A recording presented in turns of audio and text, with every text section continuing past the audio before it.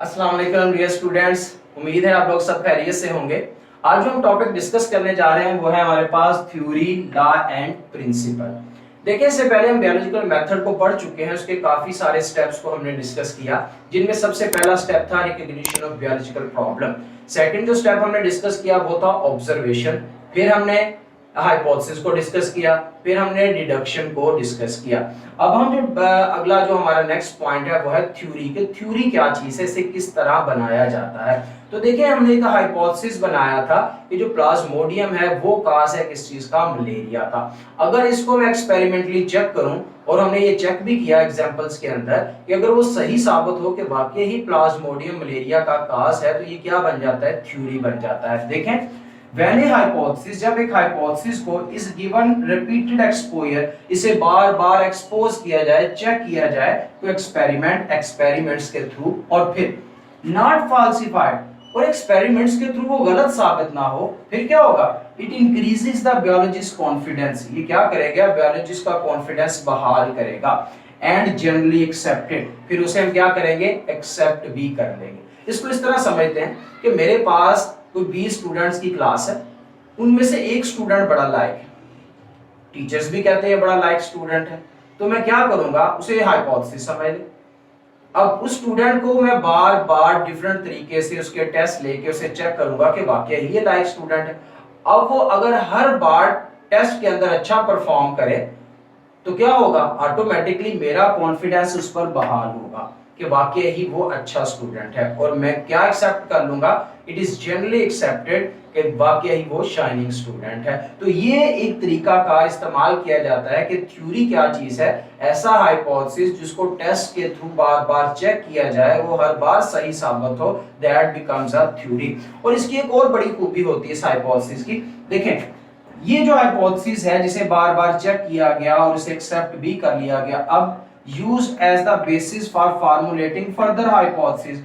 इस हाइपोथेसिस से अब नए नए हाइपोथेसिस भी बनाए जा सकते हैं। कैसे, अब मैं टेस्ट लिए एक स्टूडेंट के, वो हर तरीके से अच्छा परफॉर्म कर रहा है। अब एक टीचर आता है, उसके बारे में ये कहता है कि सर ये लायक तो है स्टूडेंट, ये बड़ा ओबीडिएंट बच्चा भी है, मतलब कि ये काफी फर्माबरदार बच्चा है। एक और टीचर आता है, उसके बारे में कहता है सर ये लायक भी है, ओबीडिएंट भी है, ये हार्ड वर्किंग स्टूडेंट भी है।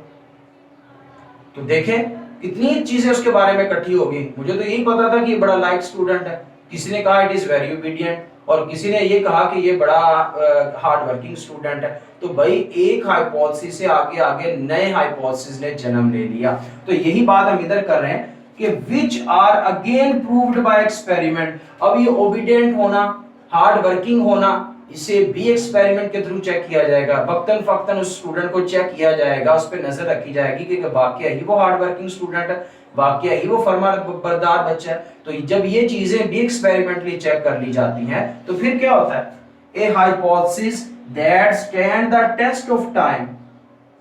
क्या, एक हाइपोथेसिस जो ये सारी चीजें एक्सपेरिमेंट के थ्रू बिल्कुल सही साबित हो रहा है, उस वक्त में हर चीज उसकी फेवर में जा रही है, ऑफन टेस्टेड, जब उसे कभी कभार चेक किया जाए, नेवर रिजेक्टेड, और कभी रिजेक्ट ना हो, हर बार वो सही साबित हो, दैट बिकम अ थ्योरी। वो क्या बन जाती है, थ्योरी बन जाती है। और थ्योरी की खूबी ये है, that is supported by evidences, कि इसके सबूत होने चाहिए, उसको सबूत जो है वो सपोर्ट करने चाहिए। तो हमारी क्या बात समझ में आई कि थ्योरी क्या चीज है, जब एक हाइपोथेसिस को एक्सपेरिमेंटली चेक किया जाता है और वो गलत साबित ना हो, इट बिकम्स अ थ्योरी। वो क्या बन जाती है, थ्योरी। उसकी खूबियां क्या है, ये फर्दर हाइपोथेसिस को डेवलप करने के काम आती है, और ये एक्सपेरिमेंटल एविडेंसेस के थ्रू सही साबित होती है, दैट इज कॉल्ड थ्योरी। अब देखते हैं कि थ्योरी जो है, इसकी टाइप है प्रोडक्टिव थ्योरी। प्रोडक्टिव थ्योरी का मतलब कि नई चीजें जनरेट करने वाली थ्योरी। तो देखें, what is productive theory. Productive theory keeps on suggesting new hypothesis. कि जो प्रोडक्टिव थ्योरी होती है, ये नए से नए हाइपोथेसिस को जन्म देती है। अब यहाँ पर हम ये बात करेंगे कि भाई वो बच्चा जो ओबीडिएंट भी है, हार्ड वर्किंग भी है, हमारे पास लाइक भी है, अब उसके बारे में ये भी इत्तला आती है कि भाई जो इसके इसके इसकी फैमिली के लोग हैं, इसके भाई या इसका जो सिस्टर है, वो भी माशाल्लाह बड़े लायक स्टूडेंट, मतलब ये पूरी की पूरी फैमिली ही लायक है।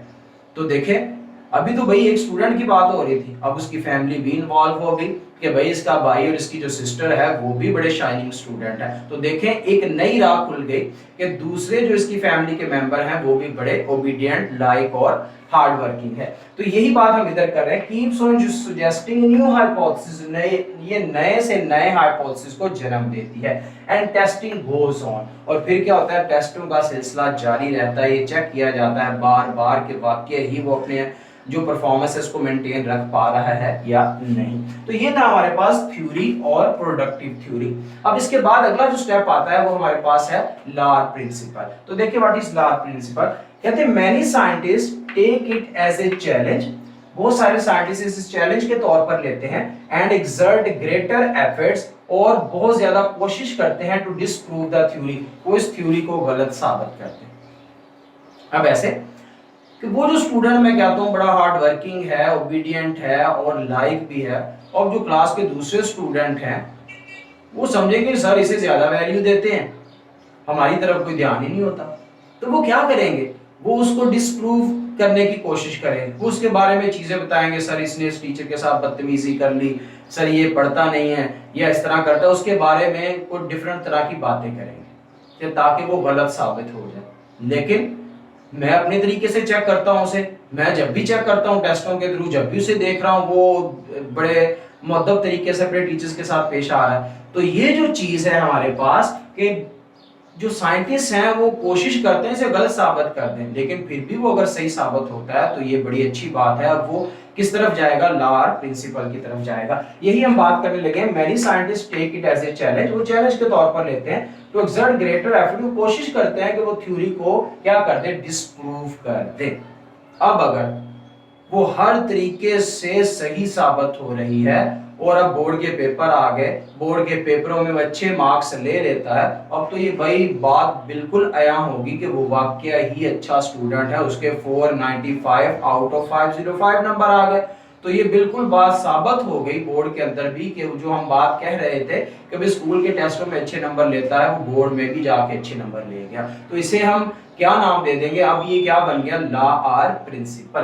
तो देखिए व्हाट इज लार principle. If a theory survives, अगर थ्योरी बच जाती है, दिस डाउटफुल अप्रोच, उस अप्रोच से जो उसके साथी जो है वो अपना रहे हैं कि भाई इसके अंदर कोई डाउट है, ये लाइक स्टूडेंट नहीं है, ये तो बस हमें बहाना लगा रहा है कि मैं लाइक स्टूडेंट हूं, and continue to be supported by experiment, और बार बार वो एक्सपेरिमेंट के थ्रू सही साबित हो रही है, इट बिकम्स लॉ और प्रिंसिपल। तो क्या बन जाता है, लॉ प्रिंसिपल। तो देखें अगर एक थ्योरी को बार बार टेस्ट किया जाए और वो डाउटफुल अप्रोच से बच रही है बार बार, और एक्सपेरिमेंटल एविडेंसेस के थ्रू सही साबित हो रही है, दैट बिकम्स लॉ और प्रिंसिपल। लास्ट में बात करेंगे कि लॉ और प्रिंसिपल की खूबियां क्या है, इसकी कैरेक्टरिस्टिक क्या है। तो देखें law is uniform and constant fact of nature. जो लॉ होता है ये यूनिफॉर्म है और कांस्टेंट फैक्ट है, मतलब चेंज नहीं होगा, ये ऐसी हकीकत है जिसे चेंज नहीं किया जा सकता। बिल्कुल ऐसे जैसे हम कहते हैं सूरज मशरिक से निकलता है और मगरिब में गरूब होता है, अब इस बात को बदला नहीं जा सकता, इसी तरह लॉ और प्रिंसिपल को भी बदला नहीं जा सकता। इसकी पहली खूबी ये थी। दूसरी खूबी क्या है, इट इज इररिफ्यूटेबल थ्योरी। अभी हम देख के आए कि ये ऐसी थ्योरी है जिसे झुठलाया नहीं जा सकता, तो दूसरी खूबी भी इसकी यही है कि ये लॉ और प्रिंसिपल ऐसी चीज है जो इररिफ्यूटेबल थ्योरी है, ये ऐसी थ्योरी है जिसे गलत साबित नहीं किया गया। तो इसकी एग्जांपल्स क्या है हमारे पास लॉ और प्रिंसिपल की, देखें हार्डी वेनबर्ग लॉ। बायोलॉजी के अंदर दो ही लॉ हैं, वो है पहला हार्डी वेनबर्ग लॉ और दूसरा है मेरे पास मेंडल लॉ ऑफ इनहेरिटेंस। तो स्टूडेंट ये था हमारा आज का टॉपिक जिसके अंदर हमने डिस्कस किया कि व्हाट इज थ्योरी, थ्योरी क्या चीज है, किस तरह थ्योरी बनाई जाती है, फिर हमने देखा व्हाट इज प्रोडक्टिव थ्योरी, और लास्ट में हमने देखा डिफाइन लॉ और प्रिंसिपल, कि किस तरह लॉ और प्रिंसिपल को बनाया जाता है, उसकी कैरेक्टरिस्टिक क्या है और उसकी एग्जांपल्स क्या है। Thank you very much.